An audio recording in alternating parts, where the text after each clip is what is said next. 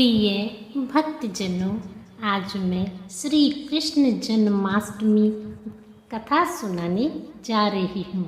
भाद्रपद कृष्ण अष्टमी को जन्माष्टमी उत्सव मनाया जाता है।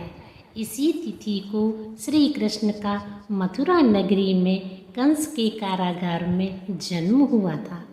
इस दिन कृष्ण जन्मोत्सव के उपलक्ष्य में मंदिरों में जगह जगह कीर्तन तथा झांकियाँ सजाई जाती हैं।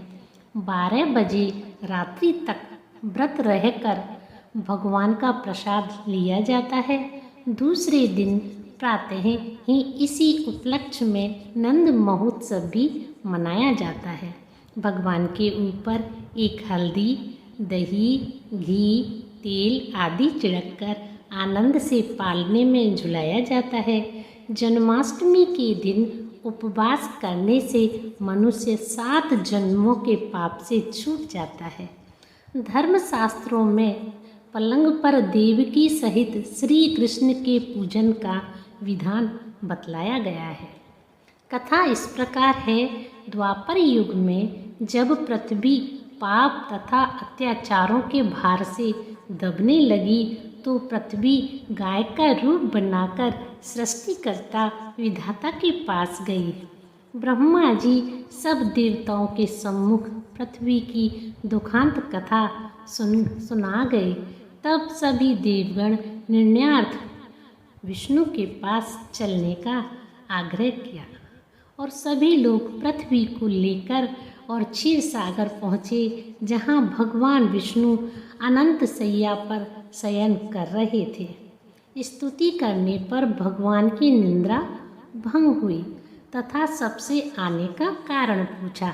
तब दीनवाणी में पृथ्वी बोली, महाराज, मेरे ऊपर बड़े बड़े पापाचार हो रहे हैं, इसलिए इसका निवारण कीजिए।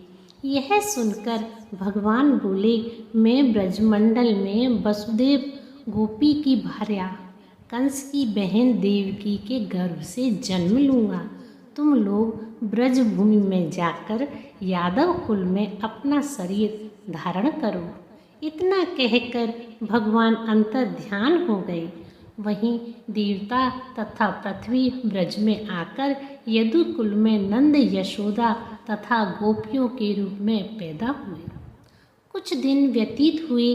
वसुदेव नवविवाहित देवकी तथा साले कंस के साथ गोकुल जा रहे थे।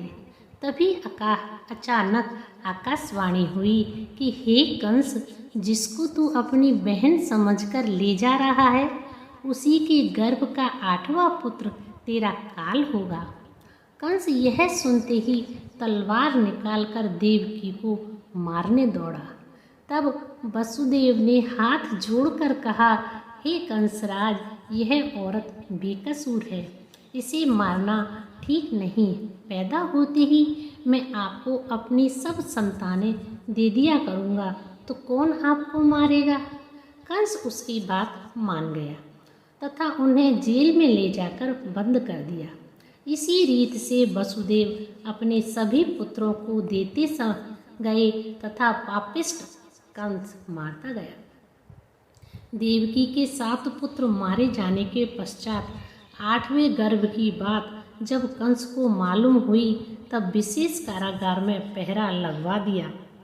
भादों की भयावनी रात के समय जब शंख, चक्र, गदा पद्मधारी भगवान कृष्ण का जन्म हुआ तो चारों ओर प्रकाश फैल गया। लीलाधारी भगवान की यह लीला देख वसुदेव देवकी उनके चरणों में गिर पड़े। भगवान कृष्ण ने बालक रूप में होकर अपने को गोकुल नंद घर पहुँचाने तथा वहाँ से कन्या लाकर कंस को सौंपने का आदेश दिया। जब वसुदेव कृष्ण को गोकुल ले चलने को तैयार हुए, तभी उनके हाथ की हथकड़ियाँ तड़तड़ाकर टूट गईं। दरवाजे अपने आप खुल गए। पहरेदार सोए हुए नजर आए। वसुदेव ने जब कृष्ण को लेकर यमुना में प्रवेश किया तो जमुना बढ़ने लगी, यहाँ तक कि गले को छू लिया। चरण कमल छूने को लालायित यमुना कृष्ण द्वारा पैर लटका देने पर बिल्कुल घट गई। वसुदेव यमुना पार कर गोकुल गए और वहाँ खुले दरवाजे तथा सोई हुई यशोदा को देखकर बालक कृष्ण को वहीं सुला दिया और सोई हुई कन्या को लेकर चले आए। जब वसुदेव कन्या लेकर आ गए तो जेल के दरवाजे पूर्ववत बंद हो गए। वसुदेव देवकी के हाथों में हथकड़ियाँ पड़ गई तथा कन्या रोने लगी।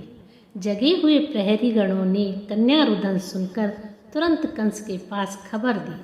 यह सुनते ही कंस ने कन्या को लेकर पत्थर पर पटकना चाहा, लेकिन वह हाथ से छूटकर आकाश में उड़ गई तथा वहां पहुंचते ही साक्षात देवी रूप में प्रकट होकर बोली, हे कंस, तुम्हें मारने वाला तो गोकुल में बहुत पहले ही पैदा हो चुका है। यही भगवान कृष्ण बड़े होने पर अकासुर, पूतना तथा क्रूर कंस जैसे राक्षसों का वध कर पृथ्वी तथा भक्तों की रक्षा की। बोले कृष्ण भगवान की जय। ओम श्री हरे नमः।